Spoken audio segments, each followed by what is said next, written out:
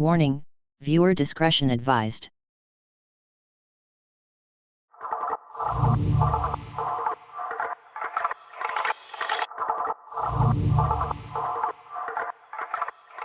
The Watts family appear successful, hard-working, fun-loving and devoted to their two young daughters.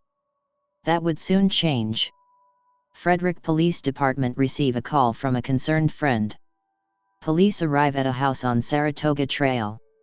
They call Christopher Watts. He leaves work and drives home. Police find no trace of a pregnant Mrs. Watts or her two daughters. Chris Watts, a 32-year-old Colorado resident, operator for Anadarko, husband and father. A quiet, almost socially awkward man. Has a network of friends and is devoted to his wife and two daughters. Shanann Watts, a 33-year-old, wife, mother and successful rep for a health supplement company. After recovering from lupus, was able to have two daughters, Celeste aged 4 and Bella aged 5, having just announced she was 15 weeks pregnant. Shanann has a heavy social media presence, documenting her life, family, and endorsing her supplements via Facebook live streams. Her job's success involves socializing, networking, and attending regular events. Chris appears supportive of Shanann and is often seen in the background of her streams. Celeste and Bella appear healthy, energetic, and well-loved. The Watts family document their social life. They are seen enjoying frequent holidays and having quality family time together. Chris and Shanann met via a mutual friend. They initially connected as Facebook friends. The relationship developed and they married in 2010. Chris is quiet and reserved. He is drawn to Shanann's outgoing personality. Psychologists theorize opposites attract, as two contrasting personalities can effectively balance each other out. For example, the introvert thrives from the extrovert's way and the extroverted can find balance from the introvert's ways. Shanann expresses a more extroverted personality type. Her social media postings appear to fulfill her need for social interaction, despite having a busy life as a parent and wife. This was posted by Shanann 4 days before her murder. The daughters had wrapped their doll up. A seemingly innocent image became a sinister foreboding. August 13, 2018, Shanann is on her way home from a work trip to Arizona. She is dropped off by friend, Nicole Utoft at her home at 1:50 a.m. Takes her shoes off and leaves her suitcase by the door. Chris Watts is telling police, when Shanann got home, he had told her he wanted to separate. He says emotions run high and Shanann tells him she and the children are going to stay with a friend. Chris says he left for work at 5:30 a.m. and that Shanann was still in bed. For the police, the information sounds viable. Shanann would be upset and most likely would seek support from a friend. However, Shanann had missed a 10 a.m. doctor's appointment. Her friend Nicole says she was feeling unwell whilst in Arizona and she is not answering her cell. Frederick police conduct a search of the home. They find Shanann's shoes still by the door, her purse is on the kitchen counter, her car is still in the garage with the child seats inside, and all the doors were locked. They continue to search upstairs. They find her cell phone behind some sofa cushions and in the master bedroom they observe the bed has been fully stripped and piled up on the floor. Detective Baumhauer is called in.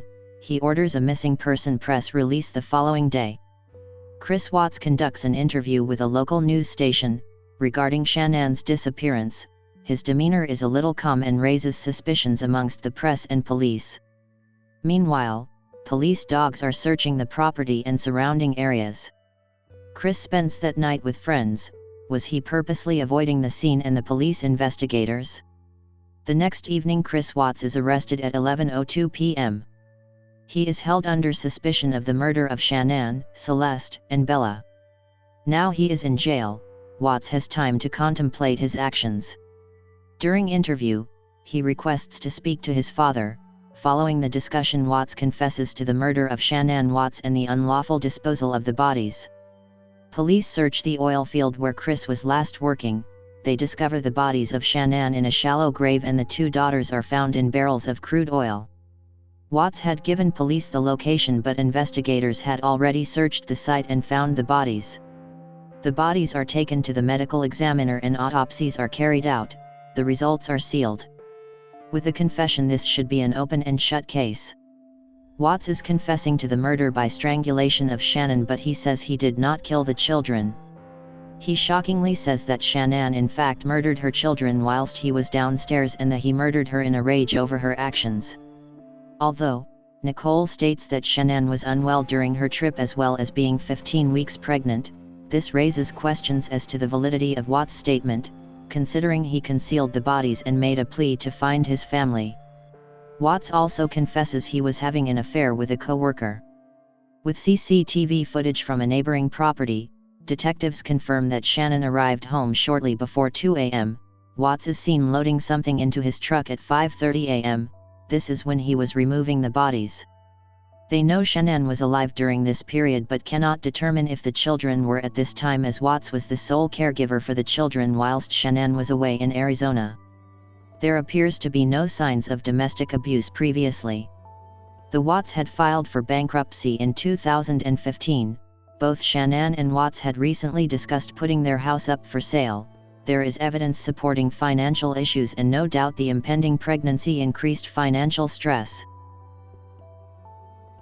What triggers tragic events like the Watts case?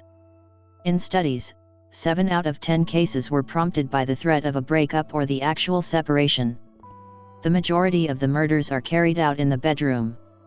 There are usually no records of mental illness. These events mostly occur between a Friday and Sunday.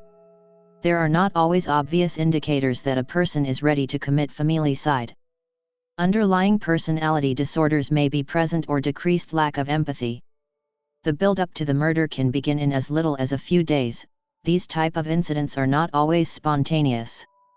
What people don't tend to notice is subtle changes in the partner prior to the incident. Depression can be a precursor to this type of crime and often goes unnoticed. Partners who are controlling or possessive or are overly jealous or those suffering from loss or impending financial troubles all fit the profile for murder. Bob Rowe killed his 2 sons and 8-year-old daughter with a baseball bat, before laying in wait for his wife to come home and then proceeding to slay her. When arrested for his crimes, he told police he was being haunted by his deceased mother, who was telling him to kill his family.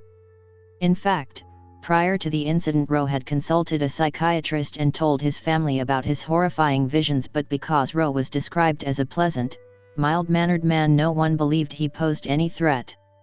He was released after 2 years in a psychiatric hospital and went on to remarry and have a child.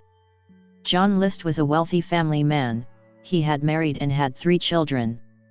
When he lost his job, he continued to leave his house every day and sit in a train station, to maintain the pretense he was at work to his family, until one day, when the threat of losing his home loomed, he decided to kill his entire family.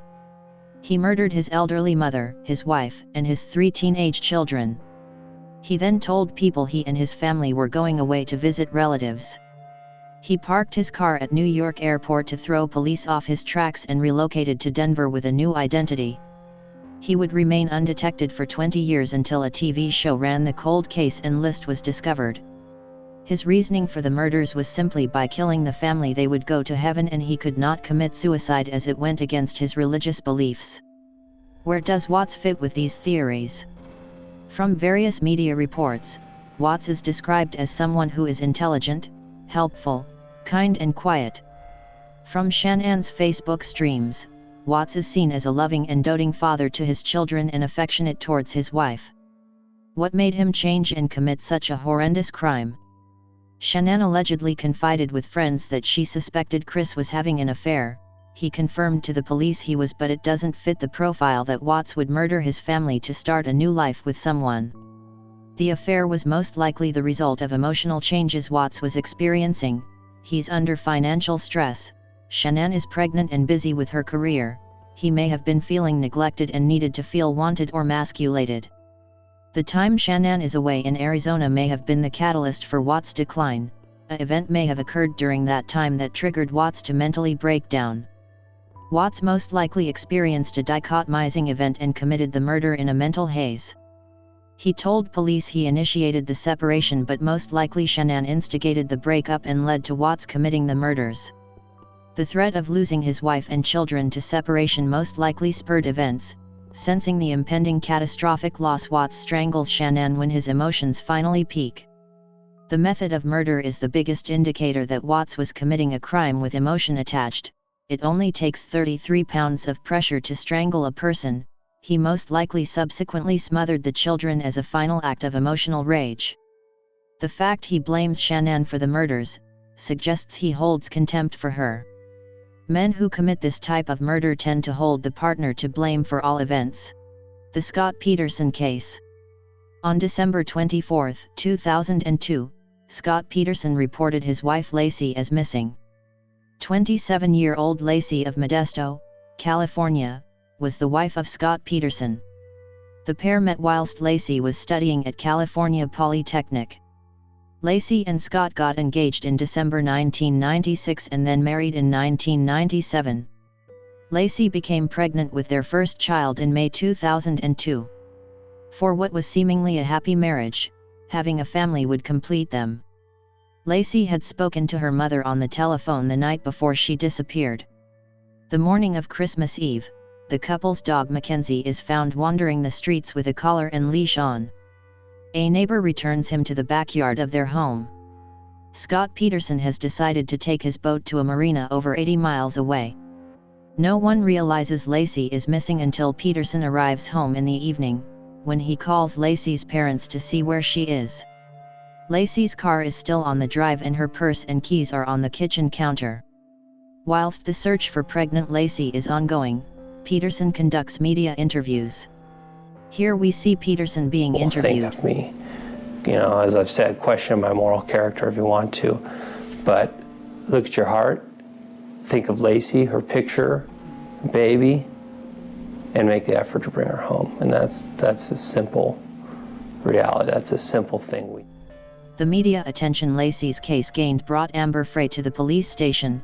She realizes the man she has been dating is Peterson and he is married to the missing Lacey. Peterson is now becoming a person of interest in the case. He claims in interviews that Lacey knew of his infidelity.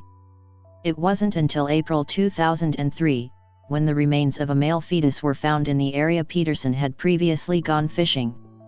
Then partial remains of a female body were found. Due to the state of decomposition, cause of death could not be determined, but the body was identified to be Lacey Peterson. April 18, 2003, Scott Peterson was arrested. He was close to the border of Mexico, suggesting he was attempting to flee. Scott Peterson was tried and sentenced to the death penalty for the first-degree murder of Lacey and second-degree murder of the fetus she was carrying. He had taken a $250,000 life insurance on Lacey prior to her death. Investigators believe this was his motive along with his desire to be a single man. His disappearance. And again, even if people out there question that, if they would just look at their hearts and make the effort to bring her home to her family, I don't care what you think of me. I just want them back. I just want them to come back. And if they're not safe right now, that's what's tearing me apart. Because if they are safe, they're coming back. But if they're not, this has got to stop. Like, somebody has to come forward. This might be a tough question, but did you guys get into an argument before she left? It wasn't like an argument. We had an emotional conversation, but I'll leave it at that. But it's Shanann, Bella, Celeste. If you're out there, just come back. Like, if somebody has her, just please bring her back. I need to see everybody. I need to see everybody again. This house is not complete without anybody here. Please bring her back. When Watts does his interviews, although his body language is a little sedated, the key to his guilt is in his words. I have no idea where they went. Yeah, because Bella was gonna start kindergarten next Monday. That was not like her. If she wasn't here, where did she go? Nothing. Everybody's gonna have their own opinion on anything like this. I just want people to know that I want my family back. Everything's checked out. You guys have a baby on the way. Mm-hmm. Is that kind of going through your mind right now too? It's like that's why I want everybody back. That's why I need everybody back here. I need everybody safe. He refers to his family in the past tense, repeatedly. And this doesn't seem real at all. It just seems like I'm living in a nightmare and I can't get out of it. And to affirm each other, support each other, positive evaluations, positive feelings, always disclose your feelings.